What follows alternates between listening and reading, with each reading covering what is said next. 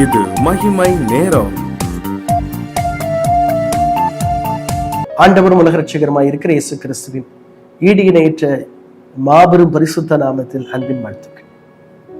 இந்த நாளிலே ஆதியாகமத்தின் புஸ்தகம் 18ஆம் அதிகாரம் அதனுடைய 20ஆம் வசனத்திலிருந்து 33ஆம் வசனம் வரைக்கும் நாம் ஒரு காரியத்தை பார்க்க போகிறோம். என்ன அப்படின்னு பாத்தீங்க அப்படின்னா, ஆபிரகாம் என்கிற ஒரு தேவ மனிதர்.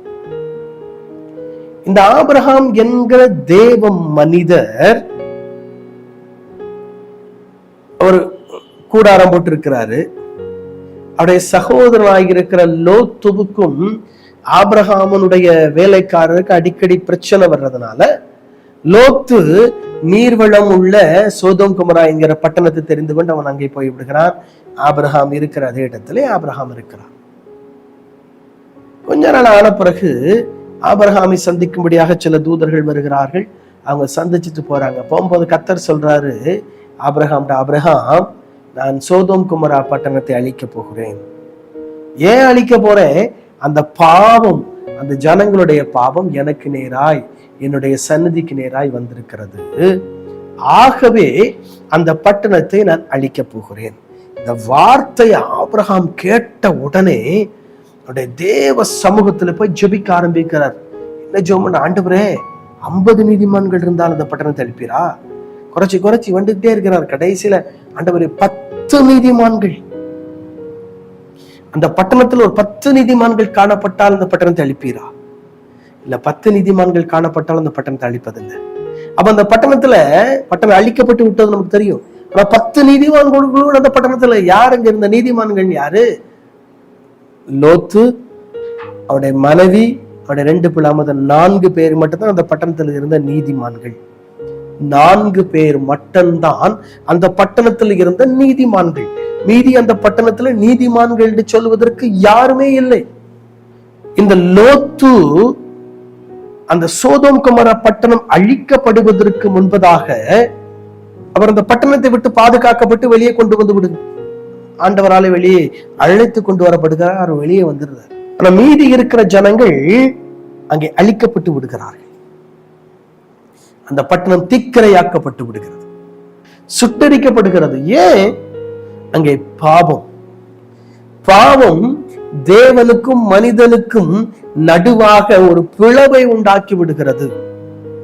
அந்த பாவத்தை போக்குவதற்காகத்தான், அந்த பாவத்தை நீக்குவதற்காகத்தான் இயேசு கிறிஸ்து அந்த பூமிக்கு வந்து தன்னுடைய மாசற்ற ரத்தத்தை அவர் சிந்தி அந்த பாவத்தை எல்லாம், அந்த பாவத்தின் தன்மை எல்லாம் அவர் கழுவி நம்முடைய பிள்ளைகளாய் மாற்றி இருக்கிறார். ஆனா நாம் பாவம் செய்வோம் அப்படின்னா, தேவனுக்கு பிரியமில்லாத காரியத்தை நடப்பிப்போம் அப்படின்னா என்ன ஆகும் அப்படின்னா, தேவனுக்கும் நமக்கும் இருக்கிற அந்த உறவு துண்டிக்கப்படும். லோத்துவை பார்த்து சொல்றாரு, ஓடிரு, இந்த சமபூமியில எங்கு நிற்காத, பின்னால திரும்பி பாத்துறாத, நீ ஓடிரு, மலைக்கு ஓடி போயிரு.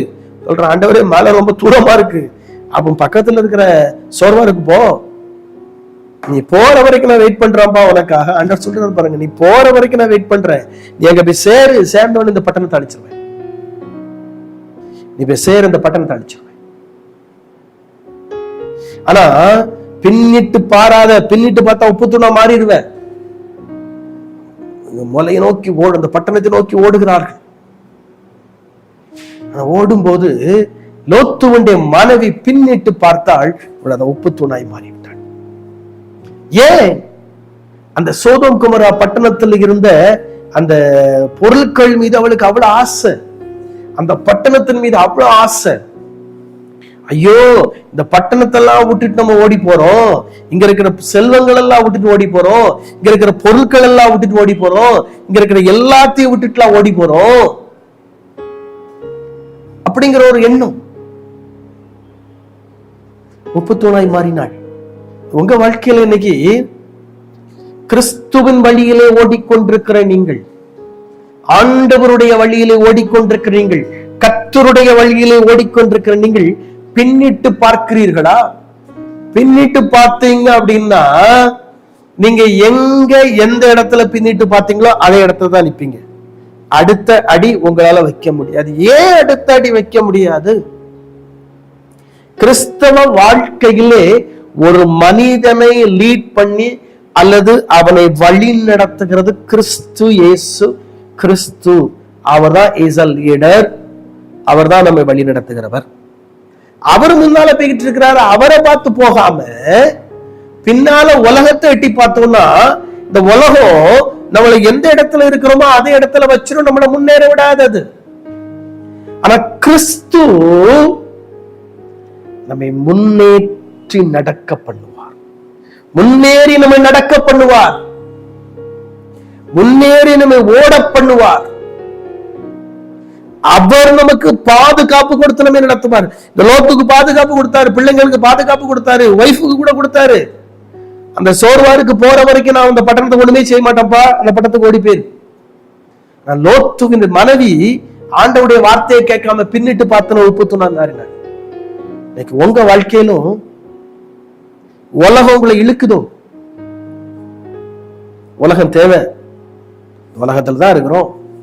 உலகத்தினுடைய பொருட்கள் தேவை, உலகத்தினுடைய காரியங்கள் தேவை, எல்லாம் தேவை. ஆனாலும்